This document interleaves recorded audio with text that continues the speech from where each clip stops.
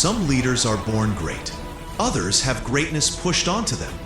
And then there's Indira Gandhi, who walked into politics like, fine, if none of you can run this place, I'll do it myself. Today we're jumping into the story of India's Iron Lady, her rise, her power, and yeah, the turbulence that eventually hit her like a plot twist no one ordered. Let's ride. Early life and political DNA.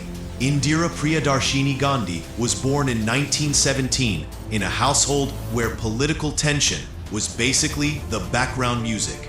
Her dad, Jawaharlal Nehru, India's first prime minister, and a man who actually made wearing a white sherwani look like a personality trait.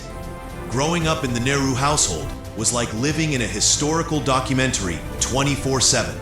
Activists dropping in, meetings everywhere, and Britain acting like that clingy roommate who refuses to move out. Indira didn't just watch history, she was raised by it. And even as a kid, she led her own mini movement called the Monkey Brigade. Yeah, that's not a joke. She actually organized kids to support the freedom struggle.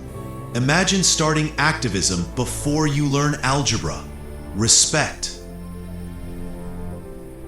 Stepping into the chaos of politics. Fast forward to India's independence in 1947.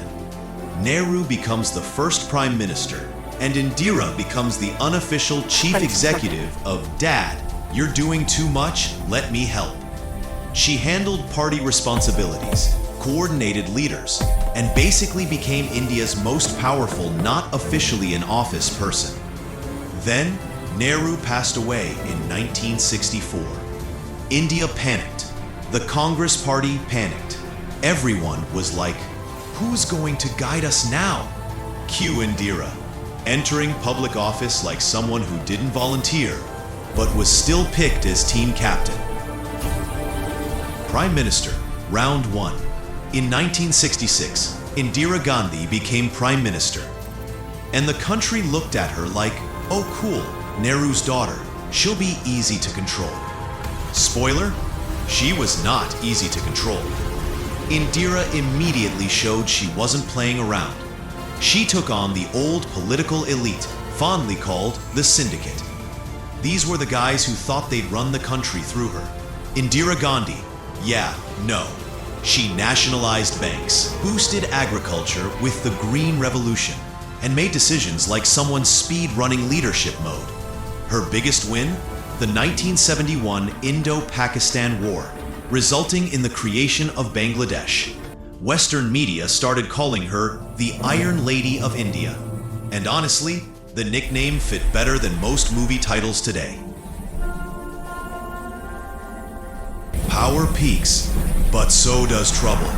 But every peak has a drop. And Indira's political roller coaster was about to hit the loop-the-loop moment. By the mid-70s, inflation was rising, protests were growing, and the government was looking shakier than a chair with one missing screw. Add to that a court case accusing her of breaking election rules. The court found her guilty. Everyone gasped. And then Indira did what any leader under insane pressure would do. She declared a national emergency. For 21 months, India lived under strict government control, censorship, arrests of political opponents, and absolutely zero chill anywhere. To this day, it's one of the most debated chapters in India's political story. Some say it brought order. Others say, that wasn't it. The fall and the comeback.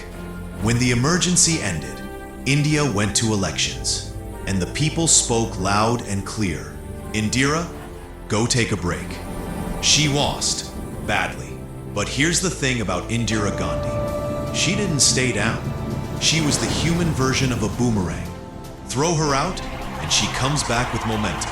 In 1980, she returned to power, and whether you liked her or not, you had to admit, the woman was built different. Turbulent final years. Her second term wasn't peaceful. Political tensions rose across the country, especially in Punjab. Militant groups grew in power, and the Golden Temple, a sacred Sikh site, became their stronghold. Indira authorized Operation Blue Star, sending the military inside the temple to flush out militants. The operation ended the standoff, but left deep wounds in the nation. Her security team warned her that her life was at risk. Indira, being Indira, stood firm. If I'm to die, every drop of my blood will strengthen this nation. Her conviction was steel, her courage undeniable. But on October 31st, 1984, she was shot by two members of her own security detail. A tragic moment that shook India. Legacy of the Iron Lady. Indira Gandhi's story is not a simple one. She wasn't a saint. She wasn't a villain. She was a force, a leader who shaped India in massive, undeniable ways. She built systems, made decisions no one else dared to make, and carried her country through wars, crises, and political storms. Western historians call her one of the most complex leaders of the 20th century. Indian history calls her unforgettable, and honestly, she's one of those figures you can't describe in one sentence. She's a whole trilogy.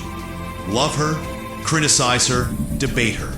Indira Gandhi's legacy still echoes through India today.